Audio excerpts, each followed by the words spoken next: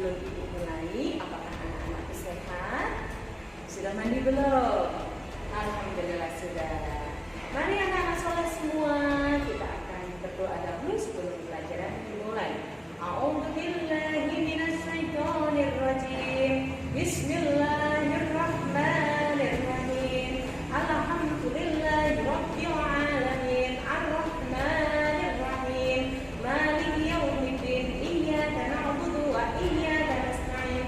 Ihdinas siratal mustaqim. Siratal ladzina an'amta 'alaihim ghairil maghdubi 'alaihim waladdallin. Amin. Alhamdulillahirrahmanirrahim.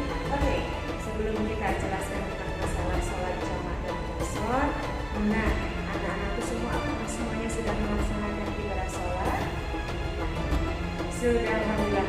Nah, memang sebagai umat Islam kita wajib melaksanakan ibadah sholat karena sholat adalah tiangnya agama. Tapi apabila kita melakukan perjalanan jauh, misalkan anak-anakku semua ikut mama sama papa jalan-jalan, atau silaturahmi ke rumah nenek di Surabaya atau ke rumahnya Bude di Jakarta, perjalanannya kan jauh gitu. Nah, gimana kita harus sholatnya? Apakah kita bisa menjaga tepat waktu dalam sholat? Apalagi kalau kita naik kendaraan umum, misalkan naik kereta api atau bahkan naik pesawat terbang. Nah, gimana kita sholatnya? Allah sangat mengasihi kita untuk ada pelonggaran waktu, ada tata cara untuk tidak membebani kita umatnya dan melaksanakan ibadah. Salah satunya dengan jamak dan qashar. Jadi Allah memberikan pelonggaran kepada kita tentunya dengan syarat dan rukun. Nah, yang pertama kita belajar tentang sholat jamaah. Apakah itu sholat jamaah? Jamaah adalah menggabungkan atau mengumpulkan. Jadi sholat jamaah itu adalah sholat yang digabungkan atau dikumpulkan. Sholatnya itu adalah sholat fardu. Jadi ibu ulang lagi, pengertian sholat jamaah adalah menggabungkan atau mengumpulkan dua sholat fardu dan dilaksanakan dalam satu waktu. Jadi seperti mengerjakan sholat duhur dengan asar, yang keduanya dikerjakan dalam waktu zuhur saja atau asar saja. Jadi dua sholat digabung saat di depan di duhurnya atau digabung saat di belakang di asarnya. Ataupun sholat maghrib dan sholat isya dikerjakan pada waktu maghrib saja atau isya saja. Dua sholat dikerjakan digabung menjadi satu supaya tidak membebani saat kita melakukan perjalanan.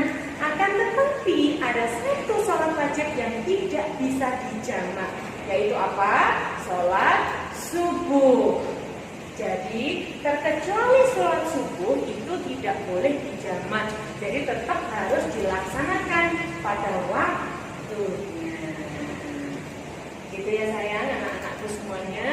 Nah, hukumnya sholat jamaah itu adalah diperbolehkan atau mubah bagi orang-orang yang memenuhi persyaratan. Nah, syaratnya kita boleh melaksanakan sholat jamaah itu apa? Nih, jadi syarat sahnya sholat boleh dijamak apabila kita dalam perjalanan jauh yang jarak tempuhnya kurang lebih 17 km. Ini dulu ditetapkan oleh Rasulullah karena 17 km zaman dulu itu sudah jauh anak-anakku semua. Karena zaman dulu orang-orang harus apa? Jalan kaki atau naik unta atau naik kuda.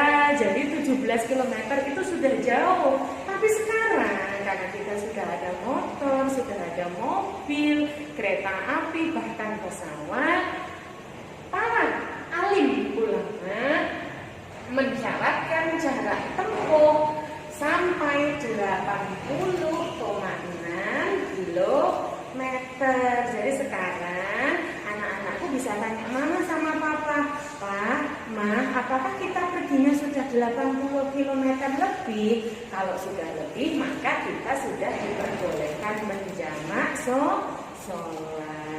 Nah, yang kedua, catatannya perjalanan yang kita lakukan itu adalah untuk tujuan baik, tidak untuk tujuan maksiat. Misalkan tujuan baik itu apa? Misalkan anak-anakku mau ke rumah eyangnya atau saudaranya, berarti itu namanya apa? Silaturahmi kan? Berarti baik apa enggak? Baik, oke. Atau misalkan kita sedang melakukan perdagangan, berdagang, pulaan atau jualan. Nah, rekreasi juga boleh, karena rekreasi kan juga untuk kebaikan dan lain-lainnya. Nah, selain untuk kita yang melakukan perjalanan, itu juga diperbolehkan apabila kita dalam posisi ketakutan, wedi, khawatir. Misalkan dalam kondisi apa? Dalam kondisi seperti saat kita harus menghadapi peperangan. Jadi saat perang musuh di depan kita, adzan berbunyi, kita mau sholat, mau gerak aja takut, gimana mau pergi ke musola atau ke masjid. Nah, saat perang itu kita boleh untuk menjamak sholat. Ataupun misalkan Allah ngasih kita ujian, ngasih kita musibah atau bencana alam. Misalkan siang panas dengan tiba-tiba suara guntur menggelegar, kemudian ada angin yang luar biasa dahsyat, dan kita berlindung itu ternyata sampai waktu zuhur selesai, sampai adzan asar berkumandang, kita belum sholat, itu diperbolehkan juga untuk dijamak. Jadi misalkan perjalanan dalam kondisi peperangan ataupun saat musibah. Itu ya anak-anakku. Nah, sekarang kita membahas macam-macam sholat jamak. Jadi sholat jamak itu ada 2 macam. Seperti yang Ibu jelaskan tadi di awal, bisa ditarik ke depan, bisa dibawa mundur ke belakang. Kalau ditarik ke depan namanya jamak takdim. Jamak takdim yaitu menjamak sholat yang dilaksanakan dalam waktu yang pertama atau dalam waktu yang awal. Misalkan sholat zuhur dengan asar dikerjakan di waktu zuhur.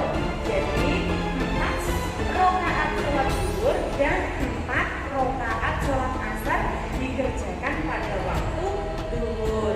Kita sholat zuhur 4 rakaat, habis tahiyatul akhir, assalamualaikum, terus kemudian berdiri kembali untuk melaksanakan sholat asar.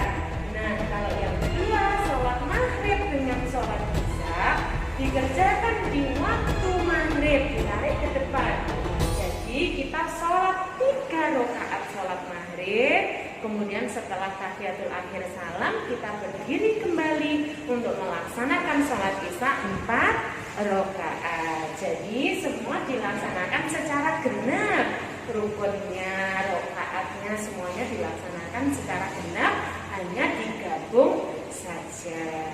Nah, kemudian yang kedua yaitu jamak takhir atau ditarik di akhir. Nah, yakni menjamak sholat yang dilaksanakan dalam waktu sholat yang kedua atau yang akhir. Misalkan tadi yang atas, sholat zuhur dan sholat asar dilaksanakan dalam waktu asar.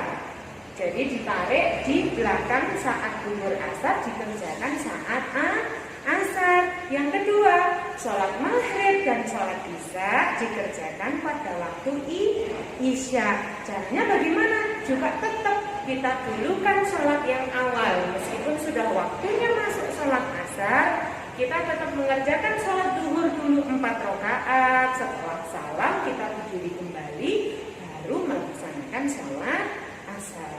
Begitupun yang maghrib dan isya. Meskipun sudah waktunya sholat isya, kita kerjakan sholat maghrib dulu 3 rakaat. Setelah salam kita berdiri kembali 4 rakaat untuk sholat isya. Sampai di sini semua sholat jamak sudah selesai. Ada pertanyaan? Kalau ada pertanyaan nanti bisa WA Ibu ya. Lanjut, kita lanjutkan yang kedua yaitu sholat qashar. Apa itu qashar? Pengertian sholat qashar adalah qashar itu meringkas atau diringkas.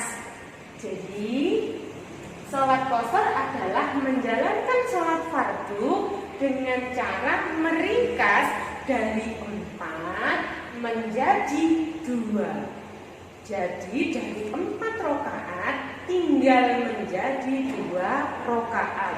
Jadi Allah kasih diskon, kasih kurtingan buat kita. Sholat yang harusnya 4 rakaat, kita hanya mengerjakan tinggal 2 rakaat dengan cara apa tadi? Qashar. Oke.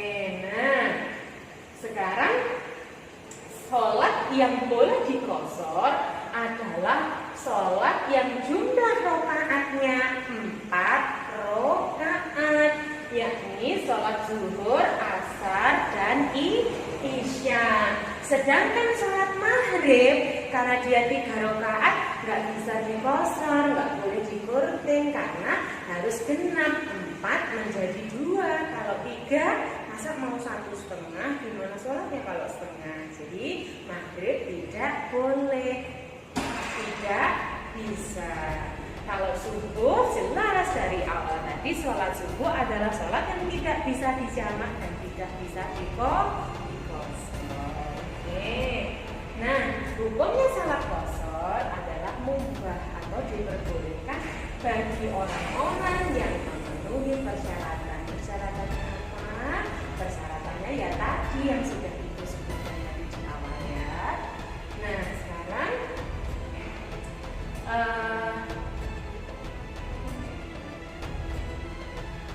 dua-duanya digabung. Tadi surah jamat sudah, sholat qashar sudah, sekarang bisa digabung dua-duanya, yaitu sholat jamak qashar. Sudah dijamak masih diqashar. Maksudnya gimana? Nah, sholat jamak qashar adalah melaksanakan sholat fardu dengan cara dijamak sekaligus diqashar. Hukum dan syarat sahnya sama dengan sholat jamak dan qashar. Apabila kita sudah paham tata cara sholat jamak, gimana caranya tadi? Digabungkan, dan sholat qashar gimana tadi? Diringkas. Maka tidak sulit untuk mempraktikkan sholat jamak dan qashar. Jadi gimana? Kalau tadi sudah dijamak, boleh takdim, boleh takhir. Jadi digabung di depan atau di belakang dengan cara digabung dan diringkas. Jadi misalkan kita melakukan sholat jamak takdim qashar, gimana itu? Sholat kita berdiri dulu sholat zuhur dari 4 rakaat kita ringkas menjadi 2. Jadi setelah tahiyatul awal kita langsung menjadikan tahiyatul akhir, kemudian kita salam, assalamualaikum kanan dan kiri, langsung berdiri kembali untuk melaksanakan sholat asar dengan cara apa? Diringkas menjadi 2 rakaat, kemudian jadi apa tadi? 2 rakaat zuhur dan 2 rakaat asar. Begitupun sebaliknya kalau kita jamak akhir qashar, tetap zuhur dulu 2 rakaat, kemudian berdiri kembali asar 2 rakaat. Nah, kalau maghrib sama isya gimana, Bu? Kan sudah Ibu jelaskan di awal tadi. Kalau maghrib tidak boleh diringkas. Berarti kita tetap berdiri 3 rakaat sholat maghrib. Setelah salam, isyanya yang diqashar 2 rakaat. Jadi maghrib 3 rakaat, kemudian isya 2 rakaat, kemudian salam. Nah, Ibu sudah menjelaskan tentang sholat jamak, sholat qashar, dan gabungan sholat jamak qashar. Semoga anak-anakku semua bisa memahami dengan baik dan menjadikan pembelajaran untuk kita semua. Apabila anak-anakku sedang melakukan perjalanan jauh, ikut mama dan papahnya. Nah, sekarang Ibu mau pesan untuk anak-anakku, kita belajari tentang niatnya sholat jamak dan akan kita bahas minggu depan. Jadi sampai jumpa minggu depan dengan pembahasan tentang niat sholat jamak, niat sholat qashar, dan niat sholat jamak qashar. Semoga pelajaran hari ini menjadi berkah barokah untuk kita semua. Terima kasih sudah melihat materi yang Ibu ajarkan. Kalau ada kata-kata yang kurang berkenan, Ibu memohon maaf yang sebesar-besarnya. Wabillahi taufiq wal hidayah wa ridho wal inayah. Wassalamualaikum warahmatullahi wabarakatuh.